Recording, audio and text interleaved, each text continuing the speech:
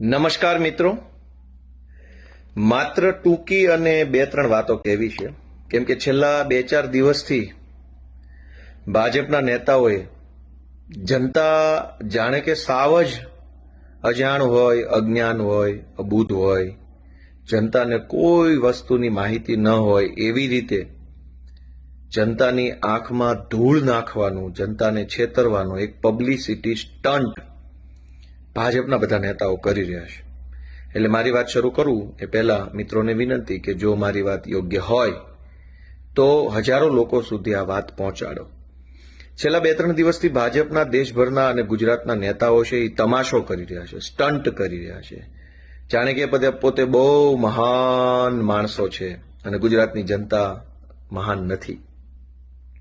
અલગ અલગ મંત્રીઓ અને ભાજપના અલગ અલગ નેતાઓ જાહેરાત કરે છે કે પેટ્રોલ અને ડીઝલ બચાવવા માટે પોતાના કોન્વોયમાં કાર ઘટાડી, કોઈએ સિક્યુરિટી કાર્ડ ઘટાડી, કોઈ ચાલીને વિધાનસભા ગયું, કોઈ સાયકલ લઈને ગયું, કોઈ બળદગાડામાં. આ બધા સ્ટન્ટ ચાલુ કર્યા છે. અને આજે એક નવો સ્ટન્ટ ગુજરાતની ભ્રષ્ટ જૂઠી પાર્ટી બીજેપીએ લીધો છે કે વર્ક ફ્રોમ હોમ, ઘરે બેઠા કામ. આ ઘરે બેઠા કામ કરશે કોણ અને કોનું કામ ઘરે બેઠા થશે? આ બહુ મોટો પ્રશ્ન છે. એટલે મારે પેટ્રોલ અને ડીઝલના નામે જે તમાશો આલી રહ્યો છે, દેશભરમાં ભાજપના નેતાઓ, ભાજપના લોકો જે રીતે મજાક બનાવી રહ્યા છે પેટ્રોલ ડીઝલના મુદ્દાની. સાયકલ લઈને કોઈ જાય, અરે ભાઈ, મુખ્યમંત્રીના કાફલામાં 15 કે 20 ફોર વ્હીલર હોય તો ભલે ને હોય, એમાં શું વાંધો છે? 20 હોય તો 25 કરો, 25 હોય તો 30 કરો, કઈ વાંધો નહીં. ગુજરાત રાજ્યના મુખ્યમંત્રી કે મંત્રી તમને જનતાએ બનાવ્યા છે તો જે કાંઈ જરૂરી સુવિધા હોય એ વાપરો, એની કોઈ ના નથી. 25 કાફલાઓની ગાડીઓ હોય તો 50 કરો, 50 હોય તો 60 કરો, એમાં 60 માંથી 30 કરો કે 20 કાફલામાં કાફલામાં 20 ગાડીઓ હોય એની તમે 15 કરી નાખો તો એનાથી જનતાનો ફાયદો નથી.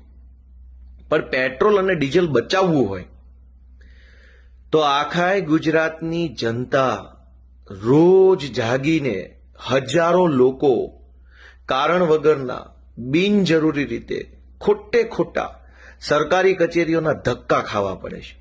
અનેક લોકોએ પોતાનું 2 વ્હીલર કે 4 વ્હીલર લઈને કારણ વગરનું તાલુકા મથકે જવું પડે છે. મામલતદાર ઓફિસ, પ્રાંત ઓફિસ, વન વિભાગની ઓફિસ, પાણી પુરવઠાની ઓફિસ કે પોલીસ સ્ટેશન કે જીઈબીની ઓફિસે જવું પડે. શું કામ? કેમ કે સરકારી માણસો ધક્કા ખવડાવે છે. કાલે આવજો, પરમ દિવસે આવજો, આજે નહીં થાય, આ ઘટે છે, ઓલું ઘટે છે, પેલું ઘટે છે, અહીંયા સિક્કો નથી, અહીંયા સહી નથી. આમ કરીને ભાજપના રાજમાં તાલુકાની સરકારી ઓફિસોમાં બેઠેલા સાહેબો જો જનતાને ધક્કા ખવડાવતા બંધ થઈ જાય તો અબજો રૂપિયાનું ડીઝલ અને પેટ્રોલ 1 મહિનામાં બચે એમ છે. પણ ભાજપના નેતાઓને એવું નહીં આવડે. એને તો તમાશો કરવો છે, સ્ટન્ટ કરવો છે. ડીઝલ બચાવવાના નામે મુખ્યમંત્રીના કાફલામાં ધારો કે 20 ફોર વ્હીલરો હોય તો 20ના બદલે 3 કરી નાખવાથી જનતાનો શું ફાયદો?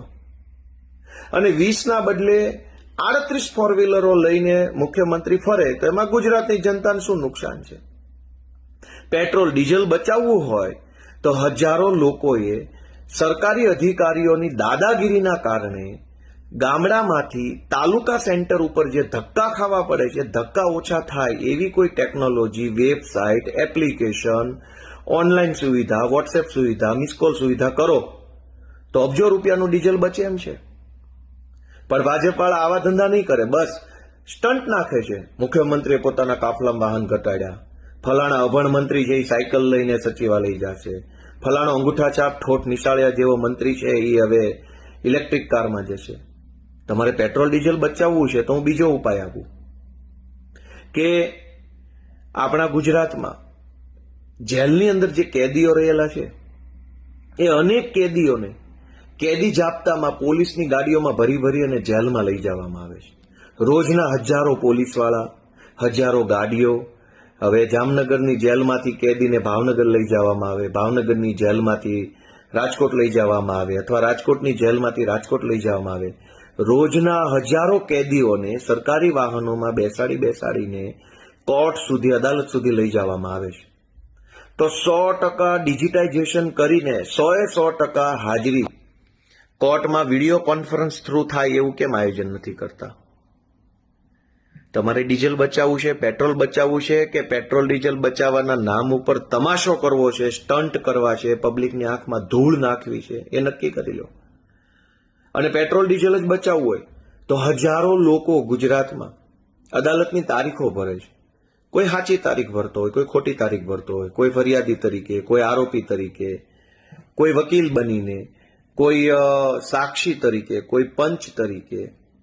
આ બધા જ લોકોએ દર મુદતે કોર્ટે જવું પડે છે, અદાલતે. હું પોતે તારીખ ભરું છું. હવે તમે કોર્ટમાં જાઓ, હવે તમે તમારા ગામડેથી 2 વ્હીલ લઈને, 4 વ્હીલ લઈને, બસમાં બેસીને, ટ્રેનમાં જઈને તમે બીજા જિલ્લાની કે પોતાના જિલ્લાની અદાલતમાં તારીખ ભરવા જાઓ તો 1 મિનિટમાં જજ નવી તારીખ આપી દે. હવે 1 મિનિટમાં તારીખ આપે, પણ એ તારીખ ભરવા માટે હજારો કરોડો રૂપિયાનું ડીઝલ બળે છે.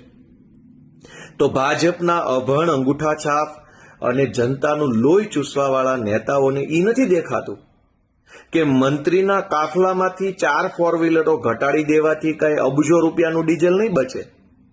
ડીઝલ બચાવવું હોય તો જે લોકો તારીખો કોર્ટની ભરે છે, હજારો કરોડો લોકો, એ ઘરે બેઠા બેઠા પોતાના મોબાઈલથી વિડીયો કોન્ફરન્સથી અદાલતમાં પોતાની હાજરી ભરાવી શકે તો સમય પણ બચે, ડીઝલ પણ બચે, ટ્રાફિક પણ બચે, પર્યાવરણ પણ બચે, બધું જ બચે.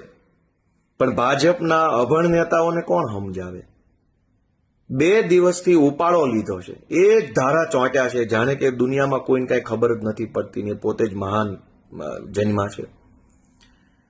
અનેક લોકોએ, જેમ કે મારે પોતે અનેક વખત વિસાવદરથી ગાંધીનગર, વિસાવદરથી સુરત, વિસાવદરથી રાજકોટ, વિસાવદરથી ભાવનગર કોર્ટની તારીખ ભરવા જવું પડે.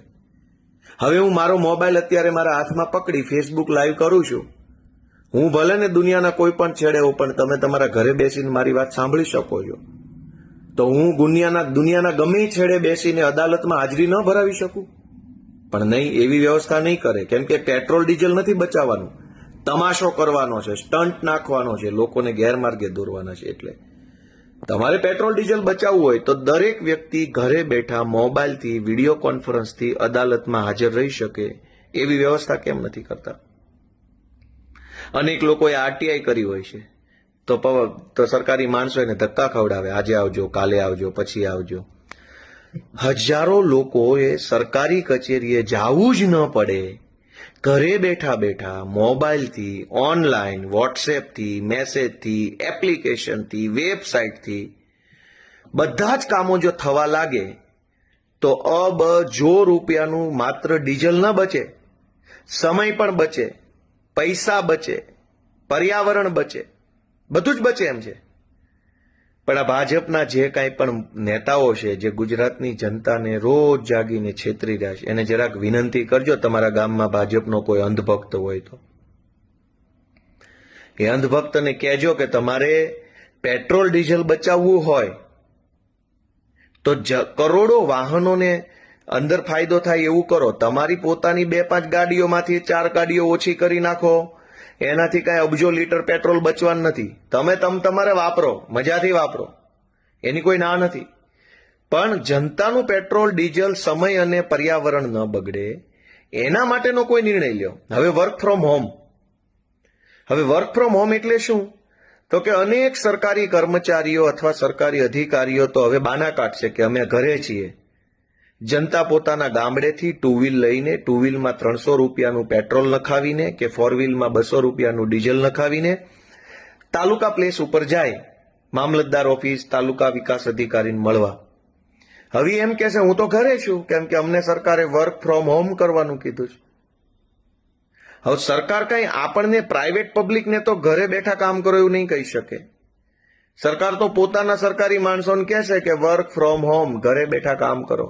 ભાઈ, ઘરે બેઠા જનતાનું કામ થાય તો અબજો રૂપિયાનું ડીઝલ બચે. પણ હવે તો સરકારી માણસો ઘરે વયા જશે અને પબ્લિક ધકે ચડી જશે, તો ડીઝલ બચશે કે ડીઝલનો વપરાશ વધશે?